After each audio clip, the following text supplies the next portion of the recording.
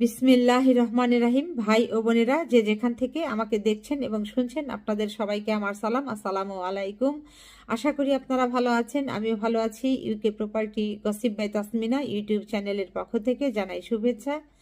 এখন আপনাদের সাথে যে বিষয়টি নিয়ে কথা বলতে চাচ্ছি সেটা হলো যে ভোট ডাকাতির চেষ্টা করলে হাত অবশ করে দেওয়া হবে, বলেছেন জামাত আমির। তো পুরো খবরটা হচ্ছে এরকম যে কেউ ভোট ডাকাতির চেষ্টা করলে তার হাত অবশ করে দেওয়া হবে বলে হুঁশিয়ারি করেছেন বাংলাদেশ জামাতে ইসলামীর আমির শফিকুর রহমান।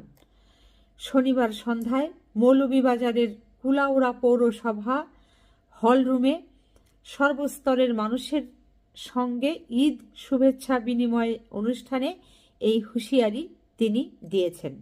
শফিকুর রহমান তিনি আরও যেটি বলেন যে ফ্যাসিবাদ এখনও বাংলাদেশে রয়ে গেছে, আমরা এটিকে মেনে নেব না। আগামী নির্বাচনে কেউ ভোট ডাকাতির চেষ্টা করলে তার হাত অবশ করে দেওয়া হবে।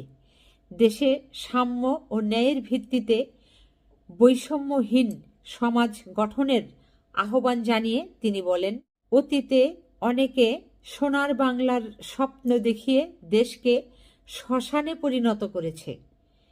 সেই ভুল আর করতে দেওয়া যাবে না। মানুষের চাওয়া হলো সমাজের পরিবর্তন। তাই সব ইসলামী শক্তিকে এক হয়ে কাজ করতে হবে।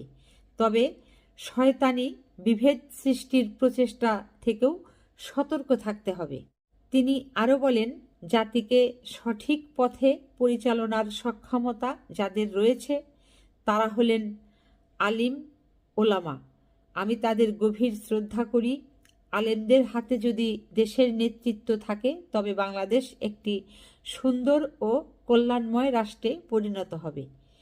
ধর্মীয় ও নৈতিক নেতৃত্ব ছাড়া কোনো সমাজের স্থায়ী উন্নয়ন সম্ভব নয়।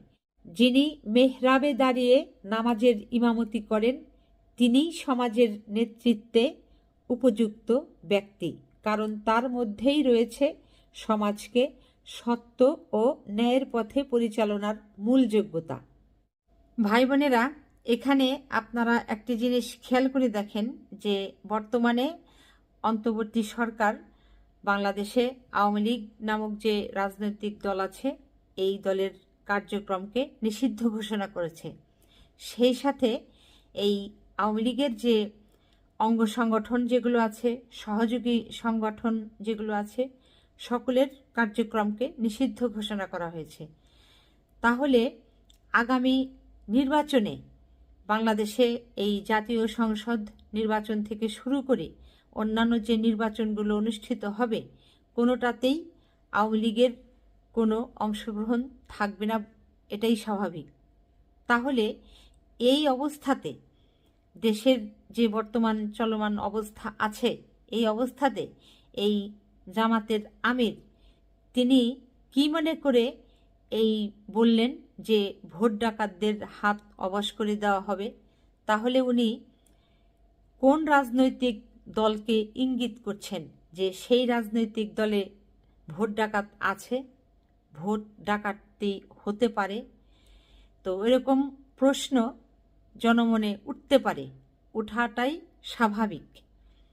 তো যখন এই প্রশ্নটা জনমনে উঠবে, বিশেষ করে রাজনৈতিক অঙ্গনে, রাজনীতির মাঠে এই কথাটা ঘুরপাক খাবে, তখন অনেকেই আবার এটির পাল্টা জবাব দিতে পারে কিংবা তার কাছ থেকে আবার প্রশ্নের উত্তরও জানতে চাইতে পারে। তো সেটি নিয়ে আবার বড় ধরনের কোনো অনাসৃষ্টির না হয় সেটি আশা থাকবে আমাদের সকলের।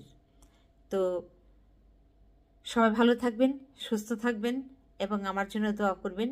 আমার এই চ্যানেলটিতে লাইক, কমেন্ট, শেয়ার এবং সাবস্ক্রাইব করবেন। আসসালামু আলাইকুম, আল্লাহ হাফেজ।